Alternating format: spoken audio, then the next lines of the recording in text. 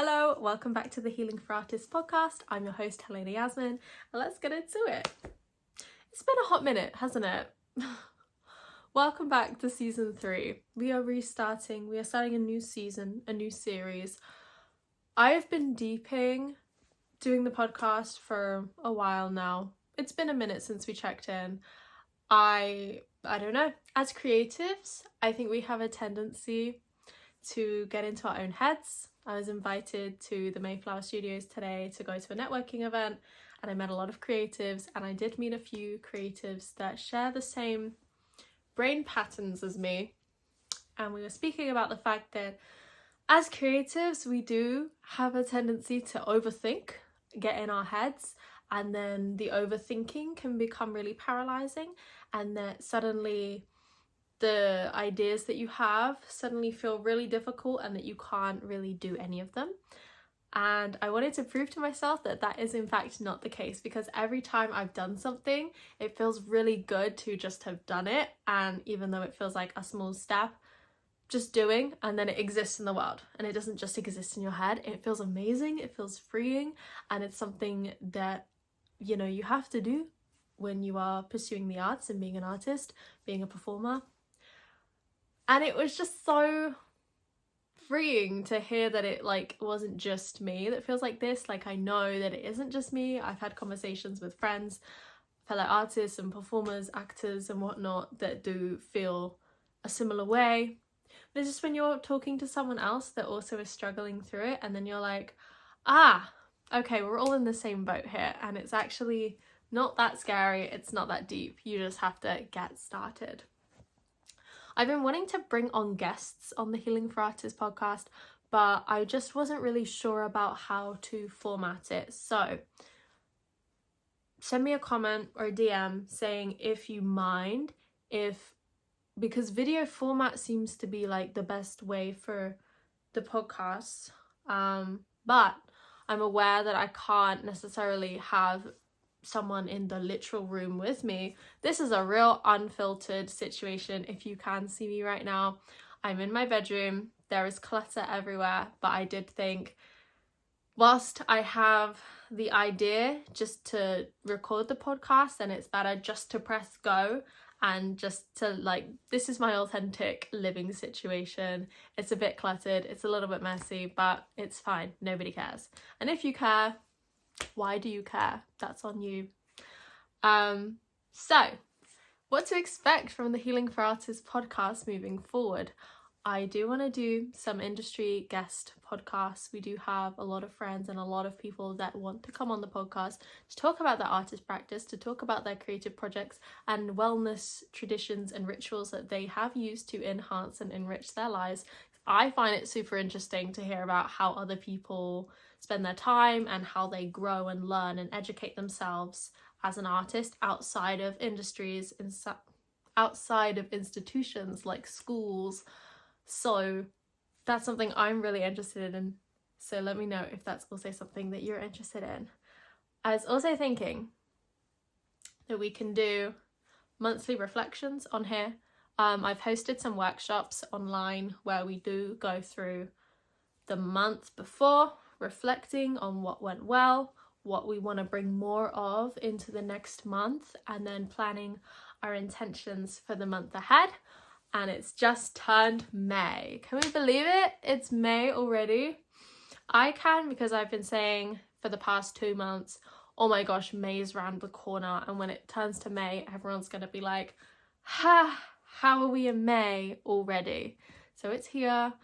And yeah, why not? Let's just go through an April reflection and a May intention setting session together. So grab a pen, grab some paper, grab a drink, and let's do this. This is actually my songbook, but I'm going to use it for this exercise today. I've actually got a lot of songs in here that are going to work really well for my show. I'm writing a musical show. It's based off of the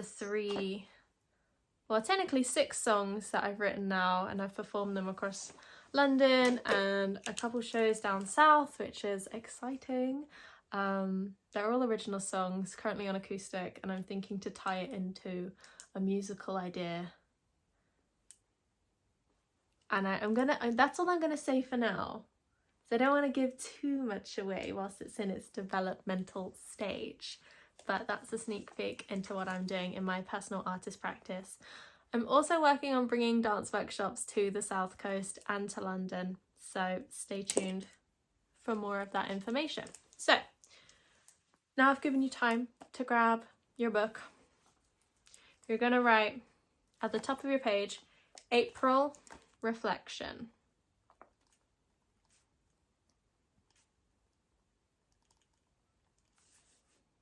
Now, I normally need to look through my photo gallery and my calendar to actually know what I did in the month.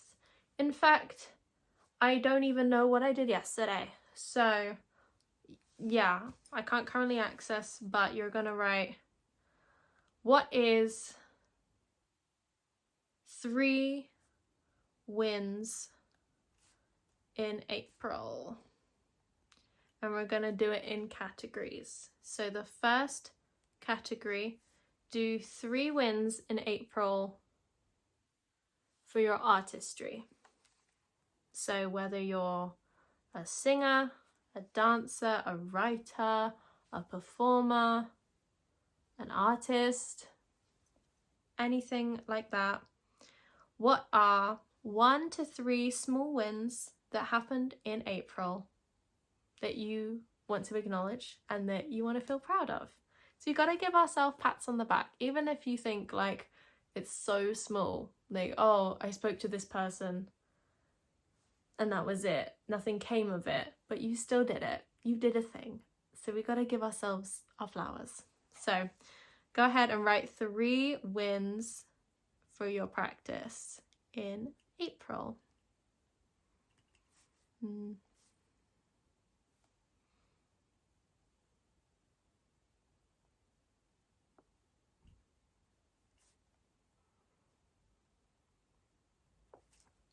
Okay.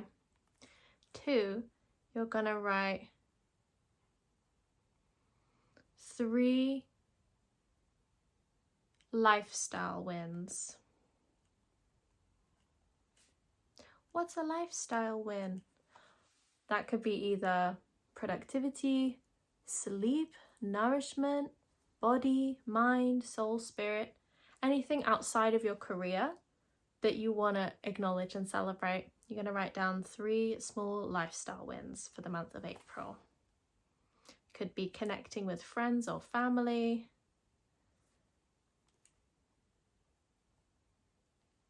Could be giving yourself permission to rest. Could be doing something kind for someone. Anything you feel drawn to.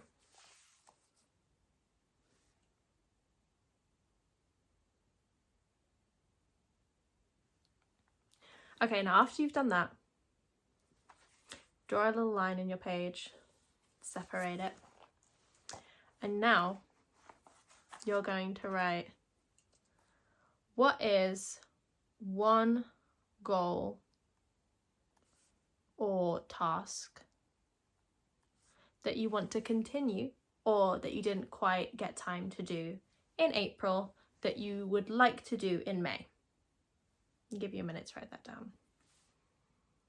So 1 goal or task to bring into the month of May.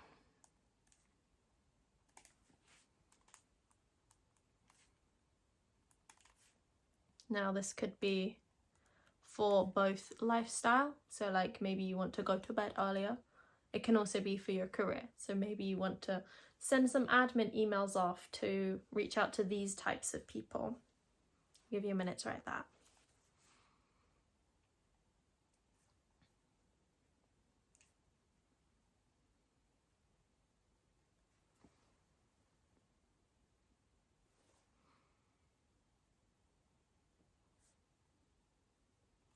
Okay. And lastly, we're going to do May intentions. So, close your eyes. Think about the year that has passed so far, January through till the first week of May. Think about all of the wins that have happened this year in 2025. Think about all of the things that you wanted to do in 2025. What are those goals, those big dreams that you want to take steps towards for the year of 2025? Just breathe into that for a minute.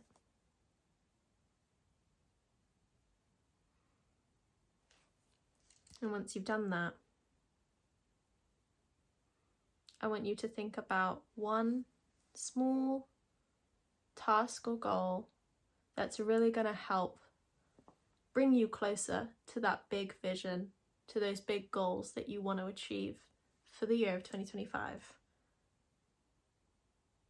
And I want you to list 3 to 5 intentions for the month of May. So an intention could be spend more time with friends, spend more time with family, call your mom, check in with your auntie, I don't know. It could be that you want to have a bedtime routine or a morning routine, that you want to write a song, that you want to dance more, whatever you feel drawn to, that you want to incorporate into this month. Go ahead and write down 3 to 5 intentions for the month of May. Remember, we don't want to feel overwhelmed. This is not a stressful situation. I don't want you to look at your page and be so overwhelmed at everything you wrote that it's going to paralyze you and that you're not going to feel like you can do any of them. The point of this exercise is to empower you and to make you feel like you can do these things. This is why I'm saying those real small steps, those small actionable steps that you can feel comfortable to take. And even if you've written down, I'm gonna write more, and take that back to like, okay, I'm gonna write 3 pages. That doesn't sound like a lot, but if you write, I'm gonna write 5 chapters, that might be really overwhelming and that you might not want to get started because you've written down such a large goal. We're really just trying to break everything down into really, really small, actionable steps that you can take. So go ahead and write 3 to 5 intentions for the month of May.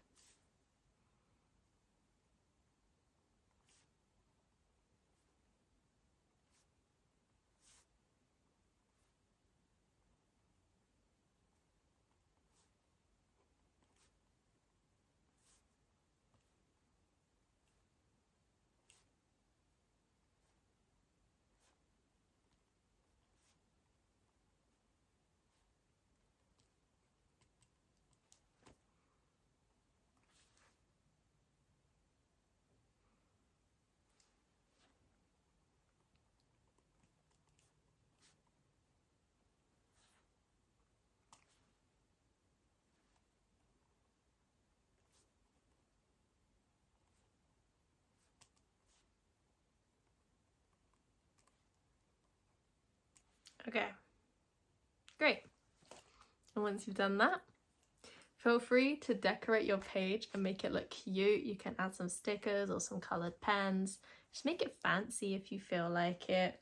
I like to do that and then stick it in my journal just so it looks a bit more cutesy, a little bit girly. And that, my friends, is a really shortened version of the monthly reflection. I'm going to start running these on the Healing for Artists membership site,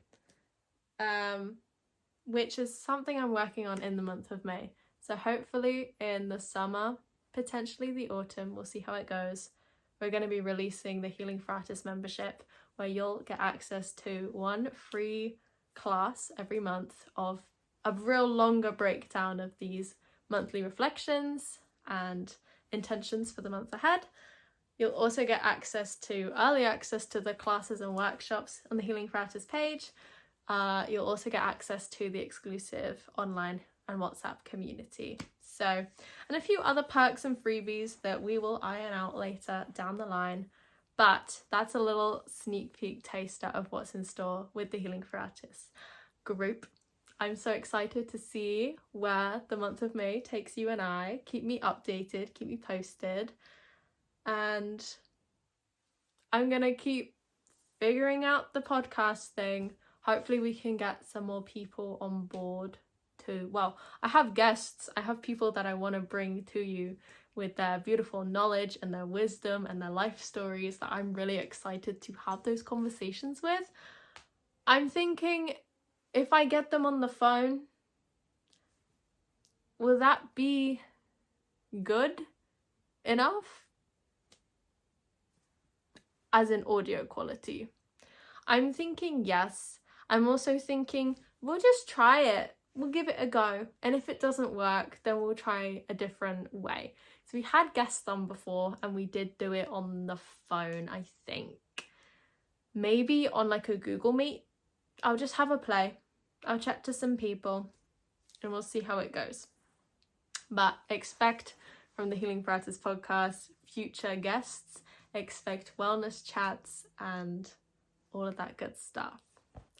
For me personally, I will be releasing new vlogs of my artist practice and my journey, as well as covers and my music. I released my debut single, Trophy, and that's been really well received. So thank you so much for supporting me on that song.